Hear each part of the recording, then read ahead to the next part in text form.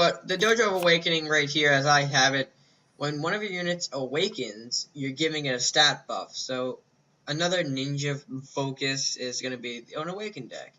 You're going to give people like Headwood, Imp, cards like that. You're going to be seeing it giving them +2, +1 stat buffs.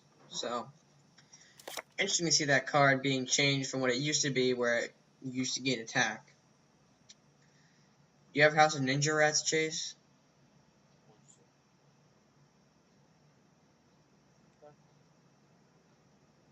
Hmm?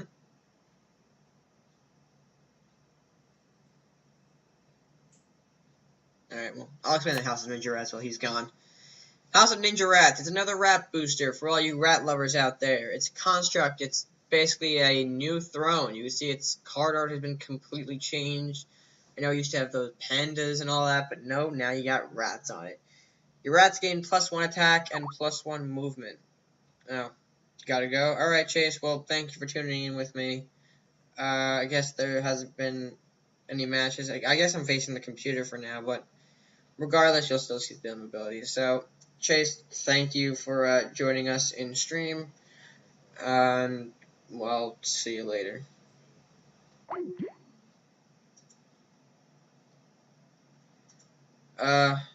Yeah, I don't know if that's gonna go away, but yeah. Sorry about that. Anyway, I'm gonna handle the rest of the stream from here on out. We're gonna go over some gameplay and whatnot, but first we're gonna finish out the rest of these cards. House of Ninja Rats. Construct. Your rats gain 1 attack and 1 movement. You're basically seeing another increase in rat buffs. You're giving rats a bigger buff. That's what I'm going to say for them. Pirate Ninja now. Pirate Ninja, you probably want to see a rat combo. Maybe. Since rats are neutral. Ladder Jitsu. You may have seen this as Bata Jitsu. This card is now definitely being changed. It's going to go with those Awaken decks, so you better get ready for that. It's giving a melee unit Awaken and gaining +6 attack for 1 turn. It's a 2 gold spell, so it definitely can produce some early damage. You want to keep your eye out for that. Sensei is now Masuta. 2 gold, 2/3 stats, it's flying, and its Awaken ability. Your next unit played costs 1 less. So you're basically just reducing the cost. Masuta doesn't give any speed boost like the Sensei. So it's sad to see that he's being stripped of his speed power. Meditation. Give a unit Awaken, gain +2/2. Not much to say about that. You're just giving him an Awaken buff. And you can trigger the Dojo of Awakening with that. Mystic Dojo. I forget the name, but this used to be a legendary. This used to be a dojo for teleporting. Now it's a construct. Your focus spells cost 2 less. So you're reducing cost of a focus spell, which definitely can prove that Viking Ninja is a good focus spell archetype. Patient Study has not changed. You'd see it's still the same thing. Shadow Katana, this has been sort of changed. You're not gaining a movement buff, you're gaining just an attack buff. What else? Face of the Dragon. Give a unit +2 attack and +1 movement, and you gain stealth at the end of this turn. I would say that's going to be used more with the new stealth spells. Or not stealth spells. New stealth mechanic. Oh, I'm sorry, guys. I'm actually trying to pick up the pace a little, so if you think you want to stop me and just see anything, you can. Firebomb. Focus, deal 5 damage, return a friendly unit to their owner's hand. Well, Firebomb used to be a different card. It used to be Flash Grenade. It used to cost less, do less damage, and wasn't a focus spell. Kind of see how that plays out, if you like it or not. I haven't tried it out yet because I don't use the focus decks much, but you can see how that works. Harmonic Balance hasn't changed. Hidden Intent, a brand new card. Hidden Intent, it's basically like if you've played Yu-Gi-Oh! And you probably know about the Shield and Sword combo.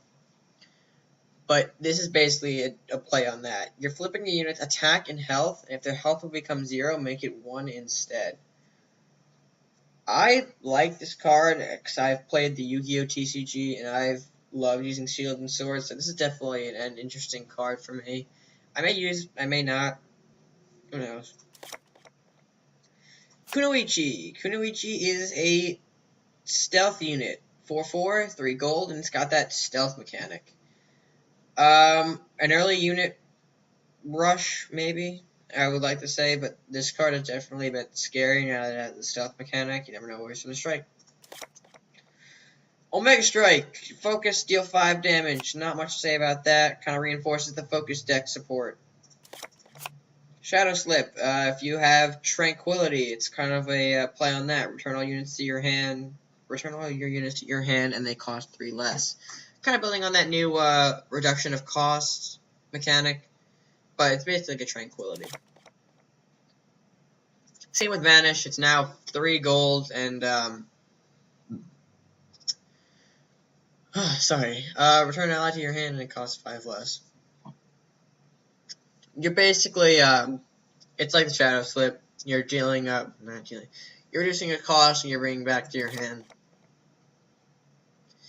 Same with Vanishing Strike. It's all about that you're actually giving a unit an attack, and after it attacks, it returns to your hand, and it costs 0. So, interesting to see. That's no longer a legendary, though, so that's going to pop up a lot more.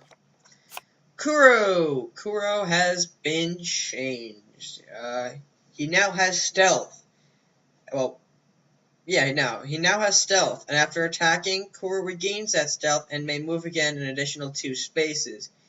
This Kuro will be a bit tough to deal with if you're not used to the new stealth mechanic. You're going to see Kuro sneak in, deal some damage, maybe jump back to the hand.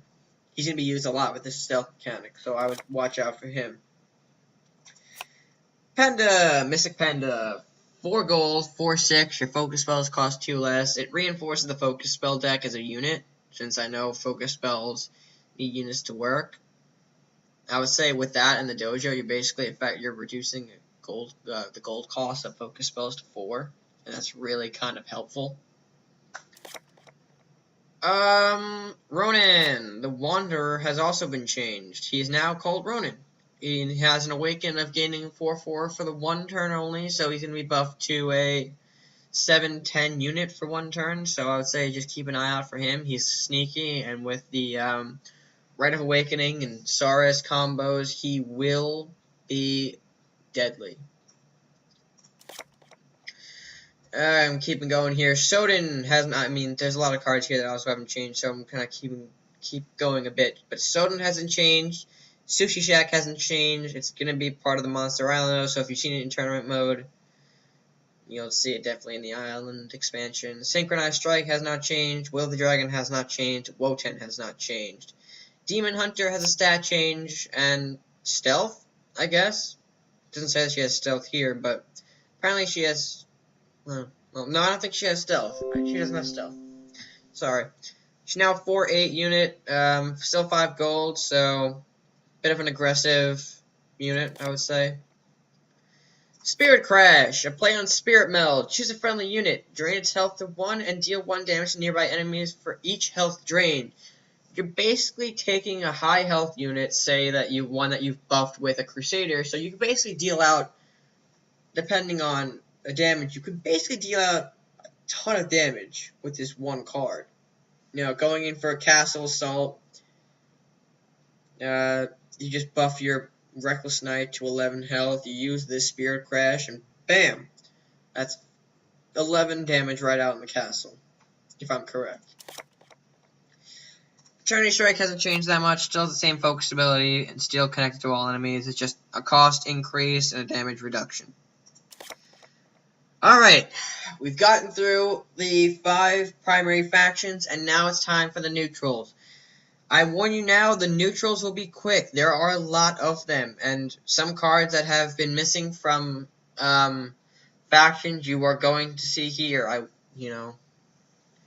But here we go. Rat and Zombie. These two I'm going to kind of put together since they're sort of the same thing. They're gaining attack and they work well with the hordes. That's Rat archetype, Undead archetype. You kind of see what's going on there. Archer, 1 gold, 1/3. It's kind of been a bit more, well, I don't know if it's balanced out, but it's an early game unit, early range. I don't know what to say about him. Brewery, you remember this buddy from Crusaders? Now he is a, or it is a 1 gold neutral structure, and you're giving your units 1 health. This is definitely a debuff on the Brewery. Knowing some Crusader troubles I've had back in the day, Brewery was certainly something I didn't want to see when I was about to kill something, about to finish something off. That's about it. Drakenshin Dance. Same kind of ability, it's just in the neutral zone now, and it's 1 gold. Filthy Peasant has been changed. You can see it's now 2/2, 1 gold, and 1 plate. Add a rat to your hand. It's going to be put together with that rat archetype very well as early game and early horde. Pillar of Obstruction has not changed, although it's an obstacle now, and it's just a 9 health obstacle. Pillar. Shadow Drake. Now 2/2, 1 gold. It's a neutral. A lot of drakes you'll actually be seeing have been moved to the neutral zone. I think almost every drake except for that ice drake has been actually moved into the neutral zone, I think, to accommodate that dragon archetype shift. Flame Prince. He is new, and I think actually just released yesterday or last night, according to what I've done, because this is a new card for me too. I've just played it. I've play tested it with Charlatan a moment ago, and it is definitely some early game advantage. You're gaining 1/1 at the start of your turn, every turn. So, at its stats now, it's basically, if you don't kill a thing fast enough, it's going to get out of control. I would say this is definitely a good starter card to have, and since it is a starter card, who knows, we may get it right off the bat. Now, Hasten City Guard Tower. I like this card because, of course, I was back in the old days of CNC where we still had towers. These are basically like towers now. They're giving us back towers, which is a nice little shift, but it's now a unit. You now have to play them. They're 2 gold, 2/4, and they must be played near your castle. I like it. It's a little nice play on how we lost towers, and people have been asking for towers to come back, make a return. And they kind of have in the sense. Headless Horseman. It's now an Undead Knight. It's regained that charge ability. It's now a 2 gold, 2/3 stat. It's really much. That's about it. Just a little change there. Lumberjack and Bear. Attack reduction. That's all I gotta say about this. Ramrus. Ramrus, if you've seen the AI, yet another card that has been leaked. Ramrus, I would say, is definitely a strong early game monster, and I would highly recommend putting him into monster decks because of his strength, its usage in early game. That's about it. Salahar Rider, new card, no ability, 2/5, 2 gold, rare, neutral. Not much to say about this. It's like a new Lumberjack, almost. Shaman. Shaman is now a 2 gold, 2/2, support heal for 4, kind of the same, not much change there.